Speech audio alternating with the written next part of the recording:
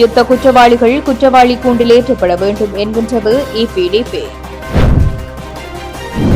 வடக்கு ஆசிரியர் இடமாற்றத்தில் முறைகேடு, கொட்டும் மழையிலும் வெடித்த போராட்டம். மாகாண சபை தேர்தல் குறித்து வெளியான அறிவிப்பு. லட்சக்கணக்கான எஸ்வெஸ்மு பயனாளிகளுக்கான உதவித்தொகை நிறுத்தம், காலக்கெடுவுடன் நீக்க அரசாங்கம் திட்டம். தமிழகத்தின் புதிய முதலமைச்சர் விஜய்க்கு அமைச்சர் சந்திரசேகரின் முக்கிய கோரிக்கை. சஞ்சீவை கொல்ல தூண்டப்பட்ட உஸ்மான், விசாரணையில் வெளிவரும் முடிவற்ற மர்மங்கள். தமிழீழ விடுதலை இயக்கத்தின் முன்னாள் வவுனியா மாவட்ட பொறுப்பாளர் குகனின் 27ஆம் ஆண்டு நினைவு அஞ்சலி. பாடசாலை மாணவர்களின் ஒழுங்குமுறையை பேண சிகை அலங்கார கடை உரிமையாளர்களுடன் விசேட கலந்துரையாடல். மன்னாரை வந்தடைந்து முள்ளிவாய்க்கால் நினைவு ஊர்தி. அரசாங்கத்தின் ஊழல் இயலாமையின் சுமையை மக்கள் மீது சுமத்தக்கூடாது, உதயகம்மன் பில. இலங்கைக்கான IMF-இன் 5ஆம் கட்ட மீளாய்வு ஒப்புதல் கூட்டம் எதிர்வரும் வாரங்களில். குருக்கல்மடம் மனித புதைக்குழி பகுதியில் ஸ்கேனிங் முறையை பயன்படுத்த அனுமதி. தொடர்பது விரிவான செய்திகள். இறுதி யுத்த காலத்தில் இடம்பெற்ற யுத்த குற்றங்கள் காரணமாக மக்கள் உயிரிழந்தமை விசாரணைகள் மூலம் வெளிப்படுத்தப்பட்டுள்ள நிலையில் நீதி விசாரணைகள் முன்னெடுக்கப்பட்டு குற்றவாளிகள் தண்டிக்கப்பட வேண்டும் என ஈழமக்கள் ஜனநாயக கட்சியின் ஊடக செயலாளர் பன்னீர்செல்வம் ஸ்ரீகாந்த் தெரிவித்துள்ளார். இந்த நாட்டிலே இடம்பெற்ற யுத்தம் காரணமாக உயிரிழந்த மக்களை நினைவு கூறும் வகையில் முன்னெடுக்கப்படுகின்ற நிகழ்வுகளில் பங்கேற்று அவ்வாறு பாதிக்கப்பட்ட மக்களுக்கு அஞ்சலிகளை செலுத்த வேண்டும் என்பது எங்களுடைய செயலாளர் நாயகத்தினால் அனைத்து உள்ளூராட்சி மன்ற உறுப்பினர்களுக்கும் ஆலோசனையாக வழங்கப்பட்டிருக்கின்றது. அதேபோன்று இந்த நாட்டிலே இடம்பெற்ற யுத்தம் காரணமாக உயிரிழந்த அனைவரும் நினைவு கூறப்பட வேண்டியவர்கள். அதற்கான ஒரு பொது நினைவு நாள் ஒன்று நிர்ணயிக்கப்பட்டு அந்த நாளிலே அனைவருக்குமான நினைவு நிகழ்வுகள் நடத்தப்பட வேண்டும் என்பதை ஒரு தனிநபர் பிரேரணையாக நாடாளுமன்றத்திலே கொண்டு வந்தவர் எங்களுடைய செயலாளர் நாயகம். இவ்வாறான சூழலிலே தான் 2009ஆம் ஆண்டு இறுதி யுத்த காலத்திலே பல்லாயிரக்கணக்கான நமது மக்கள் முள்ளிவாய்க்கால் பகுதியிலே உயிரிழந்திருக்கின்றார்கள். அவ்வாறு உயிரிழந்த அனைவரும் நினைவு கூறப்பட வேண்டியவர்கள். உறவுகளை இழந்த உறவுகள் தங்களுடைய உறவுகளை எண்ணி நினைவுகள் மேற்கொள்ளப்படுவது அவர்களுடைய உரிமை. அதே வேளையிலே இறுதி யுத்தத்தின் போது யுத்த குற்ற மீறல்கள் நடைபெற்றிருக்கின்றன. அந்த யுத்த குற்ற மீறல்கள் காரணமாகவே பல்லாயிரக்கணக்கான எமது மக்கள் உயிரிழந்திருக்கின்றார்கள் என்பதை பல்வேறு சர்வதேச விசாரணை அறிக்கைகளும் வெளிப்படுத்தி இருக்கின்றன. அந்த பகுதியிலிருந்து சிக்கி தப்பி வந்த எங்களுடைய மக்களும் அவ்வாறான யுத்த குற்ற மீறல்கள் சம்பந்தப்பட்ட தரப்புகளால் முன்னெடுக்கப்பட்டிருக்கின்றன என்ற உண்மையை வெளிப்படுத்துகின்றார்கள். ஆக எங்களை பொறுத்தவரையிலே யுத்த குற்ற விசாரணைகள் முன்னெடுக்கப்பட வேண்டும். அந்த யுத்த குற்றத்திலே ஈடுபட்ட தரப்புகள் அனைத்தும் விசாரணைக்குட்படுத்தப்பட வேண்டும். குற்றவாளிகள் நீதிமன்றத்திலே ஏற்றப்பட வேண்டும். மக்களுக்கு நீதி வழங்கப்பட வேண்டும் என்பதிலும் நாங்கள் உறுதியாக இருக்கின்றோம். ஆனால் தற்போதைய சூழலிலே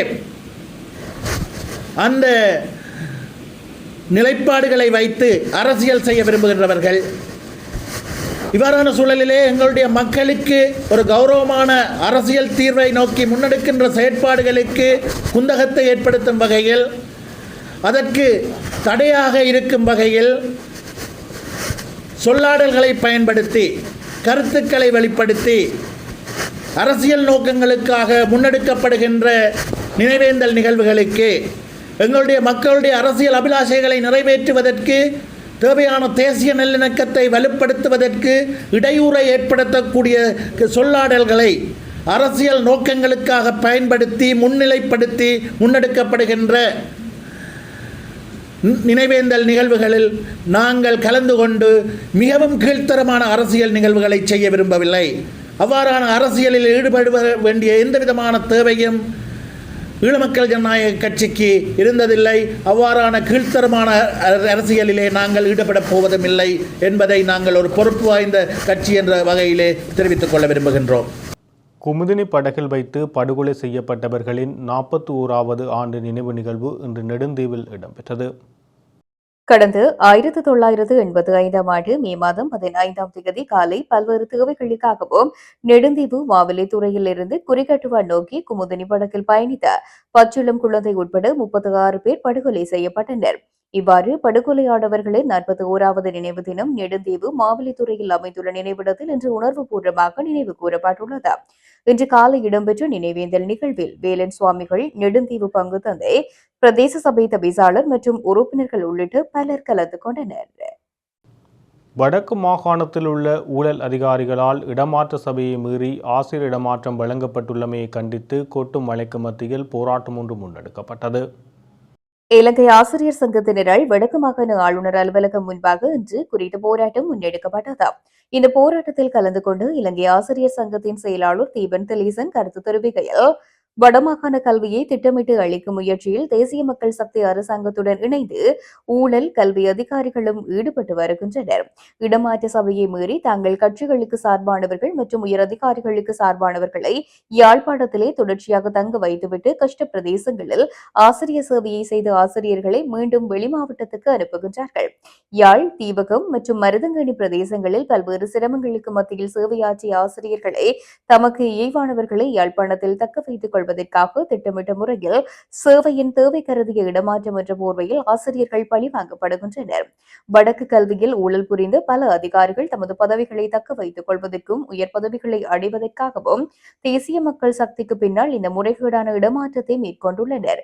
இந்த இடமாற்றத்தில் பல குறைபாடுகள் இருக்கிறது என வடமாகாண ஆளுநருக்கு எழுத்து மூலம் ஆசிரியர் சங்கம் தெரியப்படுத்தியும் அவரும் தேசிய மக்கள் சக்தியின் நிகழ்ச்சி நிரலை மேற்கொள்வதற்காக இந்த இடமாற்றத்தை மேற்கொள்வதற்கு உறுதுணையாக இருக்கின்றார். யாழ் மாவட்ட செயலகத்தில் இடம்பெற்ற மாவட்ட அபிவிருத்தி குழு கூட்டத்தில் பாதிக்கப்பட்ட ஆசிரியர்கள் தொடர்பான கருத்து எழுந்தபோது முண்டியடித்துக் கொண்டு இந்த இடமாற்றம் செய்தே ஆக வேண்டும் என ஆளுநர் கூறியவை எமக்கு பலது சந்தேகத்தை ஏற்படுத்துகின்றது. வெளிமாவட்டங்களுக்கு ஆசிரியர் பங்கீடு அவசியம் என்பதை ஆசிரியர் சங்கம் எப்போதும் கூறி வருவதுடன் அதற்கு எதிராக செயற்பட்டதுமில்லை. ஆனால் வெளிமாவட்டத்தில் பணியாற்றாத பல ஆசிரியர்கள் அரசியல் கட்சி மற்றும் உயர் அதிகாரிகளின் செல்வாக்குடன் யாழ்ப்பாணத்தில் தொடர்ந்தும் தங்கியிருக்க சேவையின் தேவை கருதிய இடமாற்றம் என்ற போர்வையில் முறையற்ற இடமாற்றங்களை வழங்குவதை ஏற்றுக்கொள்ள முடியாது. வடக்கு கல்வியை திட்டமிட்ட முறையில் அளிப்பதற்கான தேசிய மக்கள் சக்தி அரசாங்கத்தின் செயற்பாடுகளுக்கு ஆளுநரும் உடந்தையாக இருக்கின்றார். அதற்காக பல ஆதாரங்களை நாங்கள் ஏற்கனவே தெரிவித்திருந்தோம். யாழ்ப்பாணத்தில் உயர்தர விஞ்ஞான பிரிவில் ஆங்கில மொழி மூலமான ஆசிரியரை பாடமே இல்லாத வலயம் ஒன்றுக்கு இடமாற்றம் வழங்கியிருக்கிறார்கள். யாழ்ப்பாணத்தின் உயர்தர விஞ்ஞான பிரிவை திட்டமிட்ட முறையில் அளிப்பதற்கான நிகழ்ச்சி திட்டமே இந்த இடமாற்றத்தின் பின்னணி. ஆகவே கொட்டும் மழையில் இந்த ஆசிரியர்களின் போராட்டம் ஆரம்பித்து வைக்கப்படுகின்ற நிலையில் தொடர்ச்சியாக எமது கோரிக்கைகள் உரிய முறையில் பரிசீலிக்கப்படும் வரை தொடர்ச்சியான போராட்டங்களை மேற்கொள்வோம் என்றும் தெரிவித்தார். 2026ஆம் ஆண்டுக்குள் மாகாண சபை தேர்தல் நிச்சயமாக நடாத்தப்படும் என விஞ்ஞான மற்றும் தொழில்நுட்ப அமைச்சர் பேராசிரியர் கிருசாந்த அபிசேன தெரிவித்துள்ளார். எனினும் இந்த ஆண்டின் எந்த காலப்பகுதியில் மாகாண சபை தேர்தல் நடத்தப்படும் என்பது குறித்து உறுதியாக கூற முடியாது என்றும் அவர் சுட்டிக்காட்டியுள்ளார். கண்டியில் இன்று ஊடகங்களுக்கு கருத்து தெரிவிக்கும் போதே அமைச்சர் இந்த விடயத்தினை குறிப்பிட்டார். இது தொடர்பில் அவர் மேலும் தெரிவிக்கையில், மாகாண சபை தேர்தல் நிச்சயம் நடைபெறும். அரசாங்கம் அதில் எவ்வித தாமதத்தையும் ஏற்படுத்தவில்லை. இந்த வருடத்துக்குள் மாகாண சபை தேர்தல் நடைபெறும். அது குறித்து அச்சப்பட வேண்டிய தேவையில்லை. அதனை நடத்தி முடிக்கும் நிலைப்பாட்டிலேயே அரசாங்கமும் உள்ளது என்றும் குறிப்பிட்டார். ஆஸ்பசும நலன்புரி திட்டத்தின் கீழ் நன்மை அடைந்து வரும் குடும்பங்களில் மாற்று வழிகள் மூலம் தற்போது நிலையான வருமானத்தை பெறும் சுமார் 1 லட்சம் குடும்பங்களை அந்த திட்டத்திலிருந்து விடுவிக்க அரசாங்கம் திட்டமிட்டுள்ளது. பயனாளிகளை உடனடியாக நீக்காமல் அடுத்த 3 ஆண்டுகளுக்குள் படிப்படியாக நலன்புரி கொடுப்பனவுகளில் இருந்து விடுவிப்பதே அரசாங்கத்தின் திட்டமாகும் என்று கிராமிய அபிவிருத்தி, சமூக பாதுகாப்பு மற்றும் சமூக வலுவூட்டல் பிரதி அமைச்சர் வசந்த பியதிச தெரிவித்துள்ளார். மக்கள் நீண்ட காலமாக அரசாங்கத்தின் நலன்புரி உதவிகளில் மட்டும் தங்கியிருப்பதை தவிர்த்து அவர்களை தற்சார்பு பொருளாதார நிலைக்கு இட்டுச் செல்வதே இதன் பிரதான நோக்கம் என்றும் குறிப்பிட்டார். சர்வதேச நாணய நிதியத்துடனான ஒப்பந்தத்தின் அடிப்படையில் கொடுப்பனவுகளை நிறுத்த வேண்டிய காலக்கெடு இருந்த போதிலும் பல குடும்பங்களின் வருமானம் இன்னும் போதுமான அளவு உயரவில்லை என்பதனால் உடனடியாக இந்த நிறுத்தத்தை மேற்கொள்ள முடியாது. தற்போது முன்னேற்றம் கண்டுள்ள 1,00,000 குடும்பங்களும் சுயதொழில் நடவடிக்கைகள், நிதி உதவிகள், தொழில் பயிற்சி மற்றும் வெளிநாட்டு வேலைவாய்ப்புகள் போன்ற பல்வேறு வழிகளின் மூலம் தமது வாழ்வாதாரத்தை மேம்படுத்தி வருகின்றனர். 2023ஆம் ஆண்டு முன்னாள் ஜனாதிபதி ரணில் விக்ரமசிங்கவினால் அறிமுகப்படுத்தப்பட்ட இந்த அஸ்வசும திட்டமானது வறுமை நிலையின் அடிப்படையில் 4 பிரிவுகளாக பிரிக்கப்பட்டு 2,500 ரூபாய் முதல் 15,000 ரூபாய் வரை கொடுப்பனவுகளை வழங்கி வருகின்றது. இத்திட்டமானது வெற்றிகரமாக முன்னெடுக்கப்பட்டாலும் தகுதியுள்ள பல ஏழை குடும்பங்கள் இன்னும் அஸ்வசும பட்டியலில் சேர்க்கப்படாமை மற்றும் தகுதியற்ற சிலர் உள்வாங்கப்பட்டுள்ளமை தெரியவந்துள்ளது. இதற்கமைய எதிர்வரும் 2027ஆம் ஆண்டு முதல் 2029 ஆண்டு வரையான காலப்பகுதிக்குள் அதிகளவான குடும்பங்களை மேம்படுத்தி பயனாளிகளின் எண்ணிக்கையை குறைத்துக் கொள்வதே அரசாங்கத்தின் இறுதி இலக்கு என்றும் தெரிவித்துள்ளார். தமிழ்நாட்டின் முதலமைச்சராக தெரிவு செய்யப்பட்டுள்ள விஜய் மீது மக்களுக்கு புதிய நம்பிக்கை ஒன்று ஏற்பட்டிருக்கின்றது. ஆகவே மக்கள் விரும்பும் மாற்றத்தை அவர் ஏற்படுத்தி கொடுக்க வேண்டுமென கடத்தொழில் அமைச்சர் ராமலிங்கம் சந்திரசேகர் தெரிவித்துள்ளார்.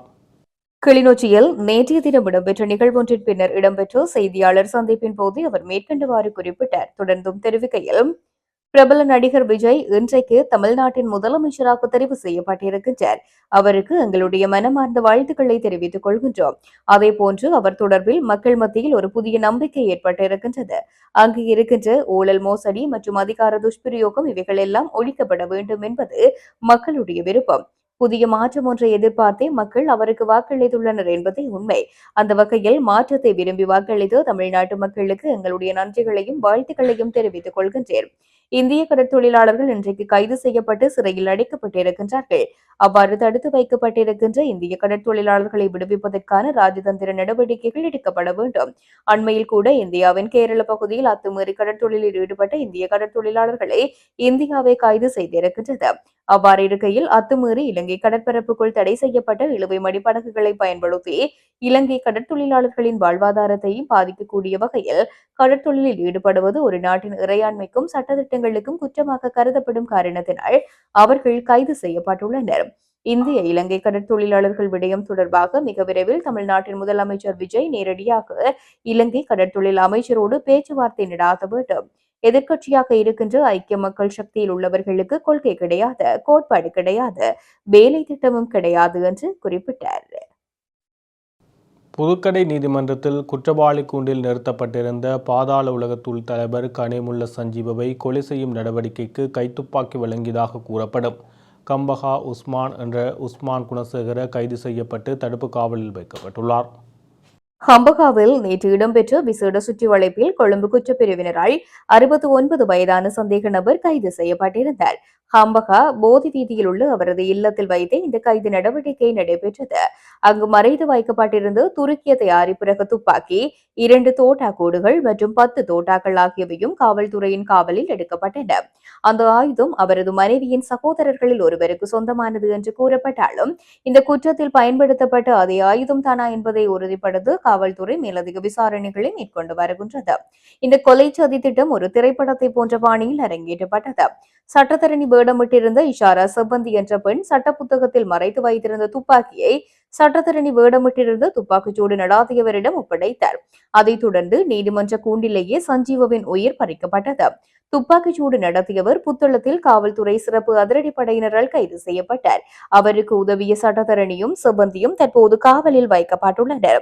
இந்த கொலை பாதாள உலகத்தில் நீண்ட காலமாக நிலவி வரும் இரத்த பகையின் விளைவாகும். ஹம்பகா உஸ்மான் கணேமுல்ல சஞ்சீவவின் தரப்பால் நடத்தப்பட்ட 3 முந்தைய துப்பாக்கிச் சூடுகளிலிருந்து தப்பியுள்ளார் என்றும் காவல்துறை விசாரணைகளில் தெரிய வந்துள்ளது. 2018ஆம் ஆண்டில் கிரண்டிவலவில் அவரது வாகனம் மீது துப்பாக்கிச் சூடு நடத்தப்பட்டதில் ஒரு பணியாள் படுகாயமடைந்தார். மேலும் 2024 சிங்கள புத்தாண்டு கொண்டாட்டங்களின் போது அவரை கொலை செய்ய நடந்த ஒரு முயற்சி அப்போதைய மேற்கு வடக்கு குற்றப்பிரிவு ஆய்வாளர் WABSD தலைமையிலான குழுவினரால் 4 D56 தானியங்கி துப்பாக்கிகளுடன் வந்த 5 சந்தேக நபர்கள் சுற்றி வளைக்கப்பட்ட போது முறியடிக்கப்பட்டது. இந்த நிலையில் ஜப்பானுக்கு தப்பி சென்று தலைமறைவாக இருந்த உஸ்மான் 1993 டிசம்பர் 18 அன்று அப்போதைய ஹம்பக காவல்துறை கண்காணிப்பாளரும் பின்னர் சிரேஷ்ட பிரதி காவல்துறை மாதிபருமான காமினி டி சில்வா மற்றும் சிஐடியின் உதவி காவல்துறை கண்காணிப்பாளரான நிசங்க தர்மரத்ன ஆகியோரால் நாட்டுக்கு கைது செய்யப்பட்டு அழைத்து வரப்பட்டார். இருப்பினும் ஒரு நீண்ட விசாரணைக்கு பிறகு உஸ்மான் குற்றமற்றவர் என விடுவிக்கப்பட்டு விடுதலை செய்யப்பட்டார். தற்போது கணேமுள்ள வழக்கில் உஸ்மான் குணசேகர தற்போது 72 மணி நேர காவல் உத்தரவின் கீழ் காவல்துறை விசாரணையில் மீண்டும் தனது கடந்த காலத்தை எதிர்கொள்கின்றார். இந்த நிலையில் சஞ்சீவை கொல்வதற்காக அவருக்கு துப்பாக்கியை கொடுத்தது யார் என்ற மர்மம் இன்னும் நீடிக்கின்றமை குறிப்பிடத்தக்கது. பாராளுமன்றத்தை எதிர்வரும் 19ஆம் தேதி முதல் 22ஆம் தேதி வரை கூட்டுவதற்கு தீர்மானிக்கப்பட்டுள்ளதாக பாராளுமன்ற பதில் செயலாளர் நாயகம் ஹன்ஸ் அபேரத்ன தெரிவித்துள்ளார். பிரதி சபாநாயகர் ரிஸ்வி சாலி தலைமையில் அண்மையில் நடைபெற்ற நாடாளுமன்ற அலுவல்கள் பற்றிய குழு கூட்டத்தில் நாடாளுமன்றம் கூடும் தினங்கள் பற்றிய தீர்மானங்கள் எடுக்கப்பட்டது. அதன்படி நாடாளுமன்றம் கூடும் சகல தினங்களிலும் காலை 9:30 மணி முதல் 10 மணி வரை நிலையற் கட்டளை 22 குறிப்பிடப்பட்டுள்ள 1 முதல் 6 வரையான நாடாளுமன்ற அலுவல்களுக்கு நேரம் ஒதுக்கப்பட்டுள்ளது.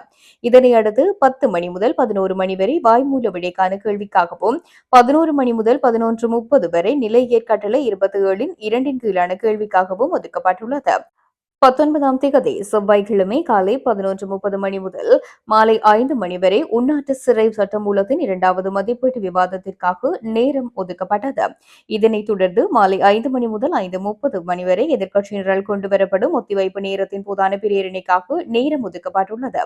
மறுநாள் 20ஆம் தேதி காலை 11:30 மணி முதல் மாலை 5 மணி வரை அரசாங்க கட்சியினரால் கொண்டுவரப்படும் இலங்கை மத்திய வங்கியின் 2025ஆம் ஆண்டிற்கான பொருளாதார மீளாய்வு பற்றிய அறிக்கை குறித்த ஒத்திவைப்பு விவாதம் இடம்பெறும். 21ஆம் தேதி 11:30 மணி முதல் மாலை 5 மணி வரை இறக்குமதி மற்றும் ஏற்றுமதி கட்டுப்பாட்டு சட்டத்தின் கீழ் ஒழுங்கு விதிகள் ஒதுக்கீட்டு சட்டத்தின் கீழான 9 தீர்மானங்கள் என்பன விவாதத்திற்கு எடுத்துக் கொள்ளப்பட இருக்கின்றன. 22ஆம் தேதி வெள்ளிக்கிழமை காலை 11:30 மணி முதல் மாலை 5 மணி வரை காலம் சென்ற முன்னாள் நாடாளுமன்ற உறுப்பினர்களான பேராசிரியர் திசவிதாரிடம் எஸ்.ஜி. முதுகுமாரிடு சந்திரதாச கலபதி நந்தன குணதிலக்கு ஜனக் மகேந்திர அதிகாரி மற்றும் கனகசபை தம்மன் பிள்ளை ஆகியோர் தொடர்பான அனுதாப பிரேரணை எடுத்துக் கொள்ளப்பட உள்ளது.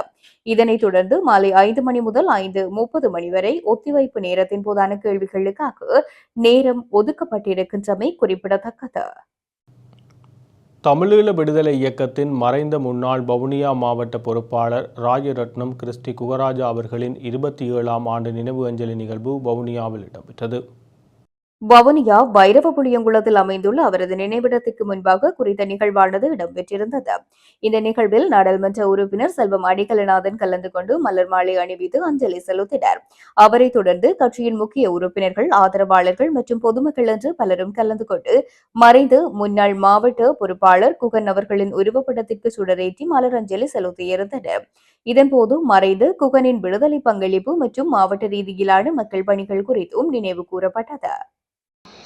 பாரிய இழப்புகளை சந்தித்தது என்பதை நாங்கள் அடிக்கடி கூறி வருவது. அதே போல வெளிக்கடை சிறைச்சாலையிலே எங்களுடைய தலைவர்கள்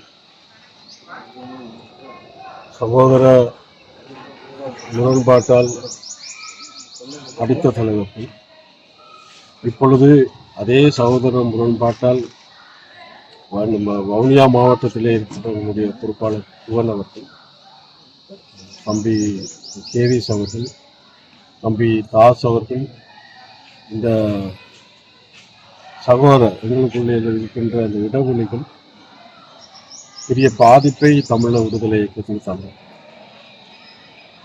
வலிகளை மறக்க முடியாவிட்டாலும் தேசத்தின் நலன் கருதி, மக்களுடைய நலன் கருதி எங்களுடைய இந்த மண்ணுக்கு போராடியவர்கள் என்ற அடிப்படையில் இந்த மண்ணை மீட்க வேண்டும், மக்களை நல்லொரு எதிர்கால வாழ்க்கையை பெற்றுக் கொடுக்க வேண்டும். அரசியல் ரீதியாக நாங்கள் இன்றைக்கு ஒன்றிணைந்திருக்கிறது. இருந்தாலும் எங்களுடைய வழிகளை நாங்கள் மறக்க முடியாத ஒரு நிலை தொடர்ந்து கொண்டு இருந்தாலும் கூட இந்த மக்களுடைய நலன் சார்ந்த விஷயங்கள் படியாலே நாங்கள் ஆயுத போராட்டத்தை எடுத்த இயக்கம் என்ற ரீதியில் எங்களுடைய மக்களுடைய சுதந்திரமான வாழ்க்கையை பெற்றுக் கொடுக்கின்ற கடைசி மூச்சு இருக்கின்ற இந்த ஒற்றுமையான ஒரு செயல்பாட்டை செய்ய வேண்டும் என்ற விஷயத்திலே தலைவர் சீனா விட்டு சென்ற அந்த பாதையை நாங்கள் தொடர்ந்து வருகிறோம். அந்த வகையில் இன்றைக்கு புகன் தாஸ் டிடிசி 3 பேருடைய சுசரவி ரமேஷ் கண்ணா போன்றவர்கள் என்னுடைய வவுனியா மாவட்டத்திலே தன்னுடைய உயிரை நீத்தவர்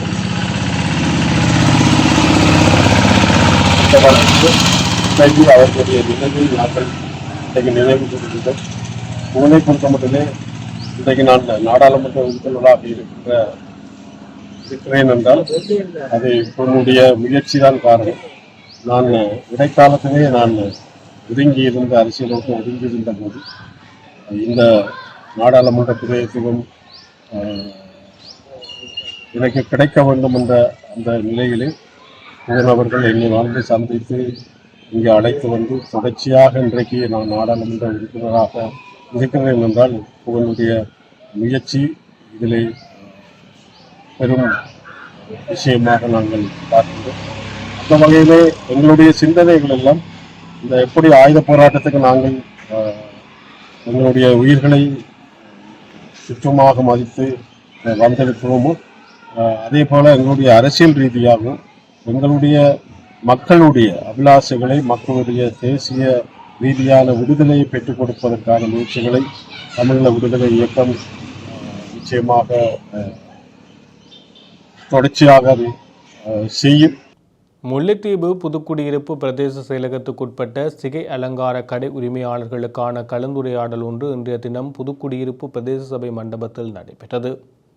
இறுதி யுத்தத்தின் போது உயிரிழந்த உறவுகளை நினைவு கூர்ந்து 2 நிமிட அஞ்சலி செலுத்தப்பட்டு கலந்துரையாடல் ஆரம்பமானது. குறித்த கலந்துரையாடலில் பாடசாலை மாணவர்களுக்கு முடிவெட்டுவது தொடர்பாகவும் சமூகத்தில் பாடசாலை மாணவர்கள் எதிர்நோக்கும் பிரச்சினை தொடர்பாகவும் அழகக சங்க உரிமையாளர்கள் எதிர்கொள்ளும் பிரச்சினைகள் மற்றும் அதற்கான தீர்வுகள் தொடர்பாகவும் கலந்துரையாடப்பட்டது. அழகக உரிமையாளர்கள் பாடசாலைக்கு ஏற்ப மாணவர்களுக்கு தலைமுடி வெட்டுவது தொடர்பாக ஏற்றுக்கொள்வதாக உடன்பட்டிருந்ததுடன் பாடசாலைகளில் மாணவர்கள் மற்றும் பெற்றோர்களுக்கான விழிப்புணர்வு கலந்துரையாடல் ஒன்று மேற்கொள்வதாக அதிபர்களால் கூறப்பட்டிருந்தது.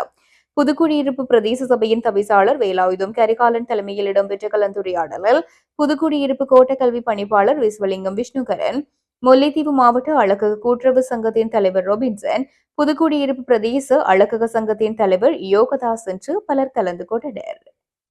வணக்கம். 14/5/2026 இன்று காலை நாங்கள் புதுக்குடியிருப்பு பிரதேச சபையிலே புதுக்குடியிருப்பு பிரதேச எல்லைக்குட்பட்ட அழகர் சங்கங்களுடைய உரிமையாளர்கள் மற்றும் அதே போல புதுக்குடியிருப்பு பிரதேச சபையிலே இருக்கின்ற பாடசாலை அதிபர்கள் மற்றும் கோட்டக்கல்வி பணிப்பாளர் ஆகியோரை நாங்கள் இன்றைக்கு அழைத்து எங்களுடைய பிரதேசத்தில் இருக்கிற பாடசாலை மாணவர்களுக்கு முடி அலங்காரம் செய்வது தொடர்பாக ஒரு தீர்மானம் தொடர்பாக நாங்கள் இன்றைக்கு கலந்துரையாடல் மேற்கொண்டிருந்தோம். உண்மையில் இந்த கலந்துரையாடல்களில் உரிமையாளர்கள், அதாவது அந்த சிலை அலங்காரம் செய்கிற உரிமையாளர்கள் மிகவும் அவர்களுடைய ஒத்துழைப்பு, இந்த சமூகத்தில் கல்வி இருக்கின்ற மாணவர்கள் எங்களுடைய பாடசாலை மாணவர்களுக்கு அவர்கள் சிலை அலங்காரம் செய்கிற ஒரு முறையிலே அந்த சரியான முறையிலே ஒரு பாடசாலை மாணவர்கள் எப்படி முடிவெட்ட வேண்டும் என்று சொல்லி அவர்கள் எல்லாரும் ஒத்துழைப்பு வழங்கியிருக்கிறார்கள். உண்மையில் அதை நான் எங்களுடைய புதுக்குடியிருப்பு பிரதேச சபை சார்பாக அவர்களை இந்த இடத்திலே நான் பாராட்டி கொண்டு, அதே போல பாடசாலையினுடைய அதிபர்களும் அதற்கான ஒத்துழைப்புகளை வழங்குவதாக இந்த கலந்துரையாடலில் எங்களுக்கு உறுதிமொழி அளித்திருக்கிறார்கள். உண்மையிலே அவர்களுக்கும் பாடசாலை அதிபர்கள் அதே போன்ற கோட்டக்கல்வி பணிப்பாளர் அவர்களுக்கும் இந்த இடத்திலே நான் நன்றி கூறுகின்றேன். மிக முக்கியமாக நாங்கள் எங்களுடைய இந்த ஊடகத்தின் ஊடாக எங்களோட பிரதேசத்தில் இருக்கின்ற மக்களுக்கு நாங்கள் உண்மையில் ஒரு செய்தியை மன்றாட்டமாகவும் அவருடைய வேண்டுகோளாகவும் பெற்றோரிடம் நாங்கள் கேட்க வேண்டும். ஏனென்று சொல்லி சொன்னால் எங்களுடைய பிள்ளைகள் பாடசாலைகளுக்கு செல்லும்போது முடி வெட்டுற முறை தொடர்பாகத்தான் இன்றைய நாங்கள் இந்த நேர்காணலில் உங்களுக்கு தரக்கூடிய மாதிரி இருக்குது. அது என்னென்று சொல்லி சொன்னால், இப்போ இங்கே இருக்கிற சிலை அலங்கார உரிமையாளர்கள், இந்த பிரதேசத்தினுடைய நிர்வாகம், மாவட்டத்தினுடைய தலைவரும் இங்கே இருக்கிறார். அவர்கள் சொல்வது எப்படி என்று சொல்லி சொன்னால், இப்போ தாங்கள் அந்த பாடசாலை கல்வி இருக்கிற மாணவர்களுக்கு முடி இப்படி வெட்டணுமென்றதை தாங்கள் சரியான முறையில் வெட்டுறதாகவும், பெற்றோர்களாகிய நீங்கள் தான் அந்த பிள்ளைக்கு இப்படி வெட்டுங்க அப்படி வெட்டுங்கன்னு சொல்லி, நாங்கள் தானே உங்களுக்கு காசாரம், நாங்கள் சொன்னபடி வெட்டுங்கன்னு சொல்லி நீங்கள் அந்த விடயங்களை அந்த சிலை அலங்காரம் செய்கிற தொழிலாளருக்கு நீங்கள் சொல்லுவதால் தான் பிள்ளைகள் வேறு வேறு முறைகளில் தலைமையை வெட்டி பாடசாலைகளுக்கு செல்லினோம் என்ற விஷயத்தை உண்மையில் இங்கே கதைக்கப்பட்டிருக்குது. இதில் பெற்றோராகிய நீங்கள் ஒரு விஷயத்தை உண்மையில் விளங்கி கொள்ள வேணும் என்றால் உங்களோட பிள்ளைகள் எங்களுடைய சமூகம் எங்களுடைய பிரதேசம் இந்த பிரதேசத்தில் கல்வி கற்கின்ற மாணவர்கள் கண்டொரு முறையாக தலைமையர் வெட்டி போட்டு அந்த பிள்ளை பாடசாலைக்கு சென்றால் அது ஒரு ஆரோக்கியம். அது உங்களுடைய பிரதேசத்துக்கும் உங்களுடைய சமூகத்துக்கும் அது நீண்ட ஒரு ஆரோக்கியமாக அமையும். எனவே பெற்றோராகிய நீங்கள் உங்கள்கிட்ட மீண்டும் நாங்கள் கேட்டுக்கொள்வதுன்னு சொன்னால் இது எங்களுடைய பிரதேசம், இந்த பிரதேசத்தில் முடிவெட்டுறதுக்கென்ற ஒரு முறைகளை இவைகள் ஏற்கனவே இந்த கடைகளில் காட்சிப்படுத்தி வச்சுக்கிறார்கள். அந்த காட்சிப்படுத்துவதற்கு அமைவாகவே நீங்கள் பாடசாலை மாணவர்களுக்கு முடிவெற்ற விடயங்களில் நீங்கள் பிள்ளைகளை கொண்டு சென்று நீங்கள் வேறு முறையில் வெட்ட வேண்டாம், அந்த முறையிலே நீங்கள் தலைமுடியை வெட்ட வேண்டும் என்று சொல்லி இந்த இடத்திலே நாங்கள் பதிவு செய்து கொண்டு, அது மட்டுமில்லாமல் இந்த இன்றைய கலந்துரையாடலே அழகர் சங்க உரிமையாளர்களுடைய வேண்டுகோள் என்னென்று சொல்லி சொன்னால், இராணுவத்தினுடைய கடைகளிலேயும் இராணுவம் இந்த சிலை அலங்காரங்கள் செய்து கொண்டிருக்கிறோம், அதுகளையும் கட்டுப்படுத்தி தர சொல்லி இங்கே ஒரு கோரிக்கையாக முன் வச்சிருக்கிறோம். மோசடியான திசைகாட்டி அரசாங்கத்தின் கொடுங்கோல் ஆட்சிக்கு எதிரான மாபெரும் மக்களின் குரல் எனும் தலைப்பில் கூட்டு எதிர்க்கட்சிகள் நடாத்திய ஊடகவியலாளர் சந்திப்பு பத்திரமுள்ள நெலும் மாவட்டத்தில் உள்ள ஸ்ரீலங்கா பொதுஜன பெரமுன கட்சியின் தலைமையகத்தில் நடைபெற்றது. இதில் கலந்து கொண்டு உரை நிகழ்த்திய பிவுதுருகல உரிமைய கட்சியின் தலைவர் சட்டத்தரணி உதய கம்மன்பில தற்போதைய அரசாங்கத்தின் பொருளாதார கொள்கைகள், இயற்கை அனர்த்த முகாமைத்துவம் மற்றும் நீதித்துறை மீதான அரசியல் தலையீடுகள் குறித்து கடுமையான விமர்சனங்களை முன்வைத்தார். கடந்த ஏப்ரல் மாதத்தில் எரிபொருள் இறக்குமதிக்காக $550 மில்லியன் என்ற பெருந்தொகை செலவிடப்பட்டதாகவும், அதன் காரணமாகவே ரூபாவின் மதிப்பு வீழ்ச்சியடைந்து கையிருப்பு சரிந்துள்ளதாகவும் ஜனாதிபதி அண்மையில் குறிப்பிட்டிருந்தார். அத்துடன் வாகன இறக்குமதியே இதற்கு காரணம் என கூறி வாகன இறக்குமதி மீதான கட்டுப்பாடுகளை நியாயப்படுத்த ஜனாதிபதி முயல்வதாகவும், இது ஜனாதிபதியின் பொய் பட்டியலில் சேர்ந்துள்ள புதிய பொய் என்றும் உதய கம்மன்பில சாடினார். தணிக்கையாளர் நாயகம் உறுதிப்படுத்தியுள்ளபடி இலங்கைக்கு தரம் குறைந்த நிலக்கரி இறக்குமதி செய்யப்பட்டதன் காரணமாகவே நுரைச்சோலை லக்விஜ்ய நிலக்கரி மின்னுற்பத்தி நிலையத்தின் உண்மையான மின்னுற்பத்தி திறன் 20% முதல் 25% வரை வீழ்ச்சியடைந்தது என்றும், இந்த மின் பற்றாக்குறையை ஈடு செய்வதற்காக அதிக செலவுடைய டீசல் மின்னுற்பத்தி நிலையங்கள் மூலம் மின்சாரம் தயாரிக்க வேண்டிய நிலை ஏற்பட்டதால் டீசல் இறக்குமதி செலவு அதிகரித்தது என்றும் அவர் சுட்டிக்காட்டினார். குருக்கள்மட மனித புதைகுழி என அடையாளம் காணப்பட்டுள்ள பிரதேசத்தில் புதிய வகை ஸ்கேனிங் முறையை பயன்படுத்த அனுமதி அளிக்கப்பட்டுள்ளது. 1990ஆம் ஆண்டில் புனித ஹஜ் யாத்திரை முடித்த பின்னர் கல்முனை வழியாக காத்தான்குடிக்கு பயணம் செய்த முஸ்லிம்கள் ஆயுததாரிகளால் இடைமறிக்கப்பட்டு குருக்கள் மடத்தில் கொலை செய்யப்பட்ட சம்பவத்துடன் தொடர்புடைய வழக்கு விசாரணையானது நேற்றைய தினம் வியாழக்கிழமை களுவாஞ்சிக்குடி நீதவான் நீதிமன்றத்தில் திறந்த மன்றிலே அளிக்கப்பட்டிருந்தது. அந்த வழக்கில் தொடர்புடையவர்கள் அதன்போது சமூகம் அளித்திருந்தனர். அதன்போது குறித்த பிரதேசத்துக்குள் களவிஜயம் மேற்கொள்வது என தீர்மானிக்கப்பட்டு நேற்று வியாழக்கிழமை பிற்பகல் அப்பகுதிக்கு பல்வேறு தரப்பினர் விஜயம் செய்திருந்தனர். இந்நிலையில் சடுதியாக மழை குறுக்கிட்டதன் நிமித்தம் கள ஆய்வினை முன்கொண்டு செல்வதில் தடங்கல்கள் ஏற்பட்டன. இதனால் மீண்டும் குறித்த வழக்கு இன்றைய தினம் வெள்ளிக்கிழமை திறந்த மன்றிலே அழைக்கப்பட்டது. இதன்போது மனித புதைகுழி பகுதியில் மேக்னெட்டோ டெலோரியஸ் ஆடியோ ஃப்ரீக்வன்சி என்ற ஸ்கேனிங் முறை பயன்படுத்த மன்று அனுமதி வழங்கி கட்டளை பிறப்பித்திருந்தது. இதன் அடிப்படையில் பேராசிரியர் ராஜ் சோமதேவ தலைமையிலான குழுவினர் ஸ்கேனிங் பொறிமுறைகளை வெள்ளிக்கிழமை ஆரம்பிக்கின்றனர். குறித்த இந்த வழக்கானது மீண்டும் மேலதிக நடவடிக்கைகளுக்காக எதிர்வரும் திங்கட்கிழமை நீதிமன்றத்தில் எடுத்துக் கொள்ளப்பட இருக்கின்றது என குறித்த வழக்கின் பிரத்யட்சக முறைப்பாட்டாளர் ரவுப் அப்துல் மஜீப் சார்பாக ஆஜரான சட்டத்தரணி முஃபாரக் முசம் தெரிவித்திருக்கின்றார். முள்ளிவாய்க்கால் தமிழின படுகொலையை வெளிப்படுத்தும் வகையில் யாழ்ப்பாண பல்கலைக்கழகத்தில் இன்று முதல் மே 18 வரை பல்கலைக்கழக மாணவர் ஒன்றியத்தின் ஏற்பாட்டில் நினைவாயுதம் என்ற ஓவிய புகைப்பட மற்றும் ஆவண கண்காட்சி நடைபெறவுள்ளது. கண்ணதா சுடரோன், பொருளாளர், யாழ்ப்பாண பல்கலைக்கழகம் மாணவர் ஒன்றியம். யாழ்ப்பாண பல்கலைக்கழக மாணவர் ஒன்றியத்தினால் இந்த மே 18 தமிழின அழிப்பு வாரத்தினை முன்னிட்டு மேற்கொள்ளப்பட்ட நடவடிக்கைகளை இங்கே குறிப்பிட விரும்புகின்றோம். முதற்கட்டமாக அனைத்து இடங்களிலும் முள்ளிவாய்க்கால் கஞ்சி வழங்கப்பட்டு எமது இனவழிப்பு நடந்தபோது நிகழ்ந்த விடயங்களை மக்களிடம் பரப்புகின்ற விடயங்கள் எங்களால் மேற்கொள்ளப்பட்டது. அதனைத் தொடர்ந்து நினைவாயுதம் கண்காட்சி எங்களால் ஒழுங்கமைக்கப்பட்டு மே 16 தொடக்கம் 17, 18 ஆகிய நாட்களில் பல்கலைக்கழக வளாகத்தில் இடம்பெற உள்ளது. இந்த கண்காட்சி ஏற்பாடு செய்யப்பட்டுள்ளதற்கு முக்கிய காரணமாக அமைந்திருப்பது எமது வரலாற்றினை எமது இளம் தலைமுறைகளுக்கு கடத்துவதற்காகவும் இன்றைய திசை தட்டி போயிருக்கும் எங்களது சமுதாயத்தை வழிநடத்தும் வகையிலே எங்களுக்கு நடந்த துயரங்கள் நாம் எதற்காக போராடினோம் என்பதை அனைவருக்கும் தெரியப்படுத்துகின்ற நோக்கமாகவும் இது அமைந்திருக்கும். இந்த ஆவணப்படுத்தல் கண்காட்சி வெறுமனே கண்காட்சியாக மட்டுமல்லாது ஒரு வரலாற்று பெட்டகமாக மாணவர்களால் ஆக்கப்பட்டு இங்கே சமர்ப்பிக்கப்படவுள்ளது. அதனைத் தொடர்ந்து கந்தவட் பூமி உயிர் வலியின் மொழி என்ற தொனிப்பொருளிலே இங்கே கவிதை போட்டி எங்களது மாணவர் ஒன்றியத்தினால் மேற்கொள்ளப்பட்டிருந்தது. நாடளாவிய ரீதியில் அனைத்து பாடசாலைகளிலிருந்தும் அனைத்து பல்கலைக்கழகங்களிலுமிருந்து மாணவர்களிடம் எங்களுக்கு ஆக்கங்கள் கிடைக்கப்பெற்றிருந்தன. 15ஆம் தேதியுடன் இறுதி நாளாக முடிவிடப் இருக்கும் அந்த போட்டியில் ஏன் நிறைய மாணவர்கள் கலந்து கொண்டது எங்களது வரலாற்றை கடத்துகின்ற ஒரு பேரு வகையான நிகழ்வாக நாங்கள் கருத்தில் கொள்கின்றோம். மே 18 அன்று சிங்கள இராணுவத்தினாலும் ஏனைய சதிகார செயல்களாலும் கொல்லப்பட்ட எங்களது மக்களின் தமிழின அழிப்பு நாளாக நாங்கள் இங்கே நினைவில் ஏற்றிக்கொண்டிருக்கிறோம். இந்த நினைவேந்தல் நாங்கள் செய்து கொண்டிருக்கும் வேளையிலேயே எங்களது சமுதாயம் திசை கெட்டு போகின்றதை நாங்கள் எங்கள் கண்களால் காணக்கூடியதாக இருக்கின்றது. இங்கே ஒரு வரலாறு அறியாத ஒரு சமுதாயம் இங்கே உருவாகி கொண்டிருக்கின்றது. போதைப் பொருட்களாலும் தேவையில்லாத பொழுதுபோக்குகளாலும் சூழப்பட்ட ஒரு சமுதாயம் இங்கே கட்டவிழ்க்கப்பட்டு இருக்கின்றது. அந்த சமுதாயத்திற்கு எமது வரலாறு தெரியாமல், நாம் ஏன் போராடினோம், எங்கள் போராட்டம் ஏன் இருந்தது என்று தெரியாமல், எங்களது எதிர்காலம் பற்றிய சிந்தனை இல்லாமல் சிதைக்கப்படுகின்ற ஒரு சமுதாயமாக அது காணப்படுகின்றது. எங்கள் இன வழிகளை அவர்களுக்கு கடத்துவதன் மூலமாக அவர்களை நெறிப்படுத்துவதற்கான ஒரு சமூக பொறுப்பு நமக்கு இருக்கின்றது என்பதை நாம் மனதார உணர்கின்றோம். அந்த வகையிலே யாழ்ப்பாண பல்கலைக்கழக மாணவர் ஒன்றியத்தினால் நாளை தொடங்கி மே 18 வரையிலான நினைவாயுதம் கண்காட்சி எமது பல்கலைக்கழக வளாகத்தில் இடம்பெறும். மேலும் மே 18 என்பது வெறுமனே ஒரு துக்க தினமாக நாங்கள் அனுஷ்டித்து விட்டு கடந்து செல்லும் ஒரு விடயமாக மட்டுமல்லாது, எங்களது இத்தனை தசாப்தமாக கடந்து வரும் ஒரு நீதிக்கான போராட்டத்திற்கான ஒரு குரலாக ஒலிக்க வேண்டும் என்பதே பல்கலைக்கழக மாணவர் ஒன்றியத்தினதும் மாணவர் சமூகத்தினதும் ஒரு கோரிக்கையாக அமைகின்றது. இன்றைய இளையோரின் அரசியல் வெறுமனே கொடியரசியலாகவும் நினைவேந்தல்களுடனும் முடிந்து விடுவது மிகவும் கவலைக்குரிய ஒரு விடயமாக காணப்படுகின்றது. தமிழ் தேசியமும் இன்றைக்கு எங்களது இலங்கை அரசியலில் கூட ஒரு வாக்கரசியலுக்கான பகடைக்காயாகவே காணப்படுகின்றது. வாக்கரசிகள் தேவைப்படும் நேரத்தில் கதைக்கப்படுகின்ற ஒரு விடயமாகவே தமிழ் தேசிய அரசியல் இங்கே காணப்படுகின்றது.